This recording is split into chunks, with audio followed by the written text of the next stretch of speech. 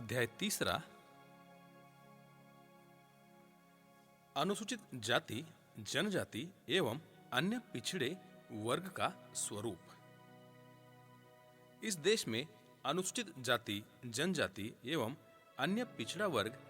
कैसे बना है, अर्थात इसका स्वरूप क्या है, उसे समझना बहुजन समाज के हर अंग को बहुत जरूरी है।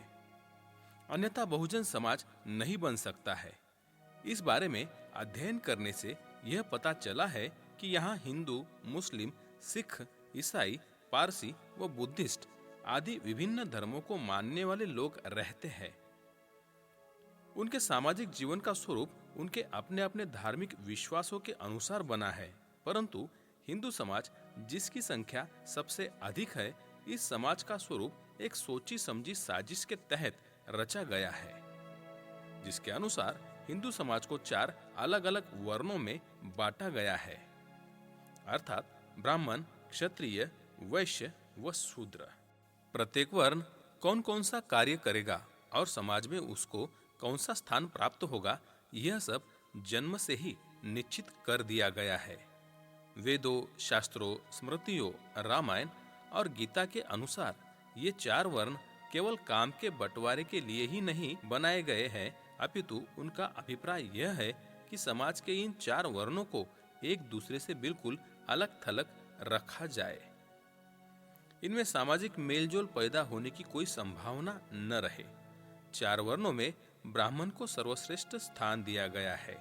और शूद्र को सबसे नीचा, तथा जिसने जिस वर्ण में जन्म लिया है वह न केवल जीवन पर्यंत अपितु उसके पश्चात भी उसी वर्ण का अंग बना रहेगा। 4 वर्णों के पूजा पाठ करने, खाने पीने, यहाँ तक कि दाह संस्कार व पिंडदान श्राद्ध करने की रीतियां अलग अलग है, अर्थात इस हिंदू वर्ण व्यवस्था ने ऊंच नीच के आधार पर जातिवाद को बहुत बढ़ावा दिया है। आज भारतीय संविधान के मुताबिक जिन्हें हिंदू समाज में अनुसूचित जाति, जनजाति एवं अन्य पिछड़े वर्ग के नाम से जाना जाता है, इन्हें हिंदू वर्ण व्यवस्था के अनुसार शूद्र ही माना गया है। इतना ही नहीं, बल्कि आजादी से पहले अंग्रेजों की हुकूमत के दौरान भी हिंदू वर्ण व्यवस्था का यहाँ इतना प्रभाव था कि कोई भी अछूत अपने आप को अछूत करना नहीं चाहता था, जिसके कारण ये लोग अपने ही देश में अंग्रेजों के साथ साथ सवर्ण हिंदुओं के भी गुलाम बने रहे।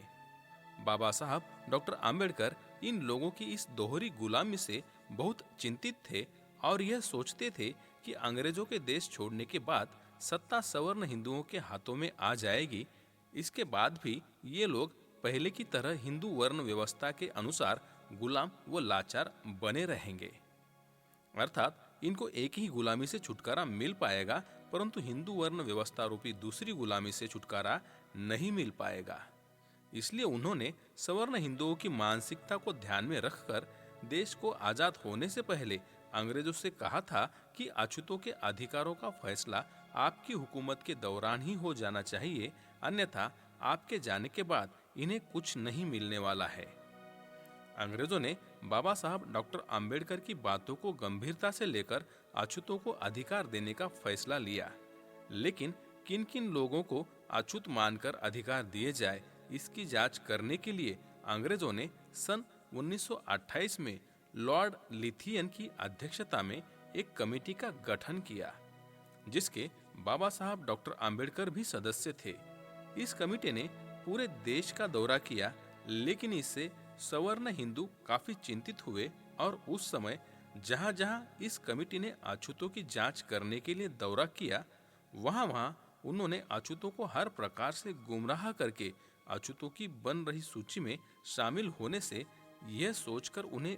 रोकने का प्रयास किया कि अगर ज्यादा संख्या में अछूतों को सूची में शामिल कर लिया जाता है तो उन्हें अधिकार मिलने पर उनकी हालात में सुधार आ जाएगा और आगे चलकर फिर ये लोग सवर्ण हिंदुओं के गुलाम व लाचार बनकर नहीं रहेंगे तथा देश की सत्ता पर काबिज हो जाएंगे। सवर्ण हिंदुओं के पास इस प्रयास को विफल करने व ज्यादा से ज्यादा अछूतों को इस सूची में शामिल करने के लिए बाबा साहब डॉक्टर आम्बेडकर को बहुत मेहनत करनी पड़ी। दिन में बाबा साहेब डॉक्टर आम्बेडकर जांच कमेटी के साथ रहते थे और रात में अपने लोगों के मोहल्ले में घूम घूम कर प्रचार करते थे तथा उन्हें यह समझाते थे कमेटी के प्रश्नों के जवाब किस रूप में देना है। इस संदर्भ में उत्तर प्रदेश की राजधानी लखनऊ में भी बाबा साहब डॉक्टर आम्बेडकर अछूतों के मोहल्ले में घूमे थे। यही काम उन्होंने पंजाब और दूसरे प्रांतों में भी किया था, परंतु दूसरी तरफ सवर्ण हिंदुओं ने भी अपने प्रयासों में कोई कमी नहीं छोड़ी और कुछ अछूतों को नकली सवर्ण हिंदू बनाकर अछूतों की सूची में शामिल होने से रोकने के लिए यह कहकर बहकाया गया था कि बाबा साहब डॉक्टर आम्बेडकर उन्हें अपनी तरह अछूत बनाना चाहते हैं और जो अछूत सवर्ण हिंदुओं के इस बहकावे में नहीं आए, अर्थात जिन अछूतों ने अपनी वास्तविकता को नहीं छिपाया था, वे लोग अछूतों की सूची में शामिल हो गए थे, जिन्हें सूची के आधार पर अनुसूचित जाति जनजाति का नाम दिया गया है, तथा जिन अछूतों ने अपनी वास्तविकता को सवर्ण हिंदुओं के बहकावे में आकर छिपा लिया था, वे अछूतों की सूची में शामिल नहीं हो सके, जिन्हें फिर आगे चलकर अन्य पिछड़े वर्ग की सूची में शामिल किया गया। ऐसे लोगों को भी अपने समाज का ही एक अंग मानकर बाबा साहब डॉक्टर आम्बेडकर ने भारतीय संविधान बनाते समय उनके हितों का पूरा ध्यान रखा और अनुच्छेद 340 के तहत उनके पिछड़ेपन को दूर करने की व्यवस्था की। अर्थात आज जो मंडल कमीशन के तहत अन्य पिछड़े वर्ग के लोगों को आरक्षण व अन्य सुविधाएं मिल रही है, यह सब संविधान के अनुच्छेद 340 की ही देन है। इतना ही नहीं, बल्कि अन्य पिछड़े वर्ग के लोगों को उनके हित को ध्यान में रखकर सलाह के तौर पर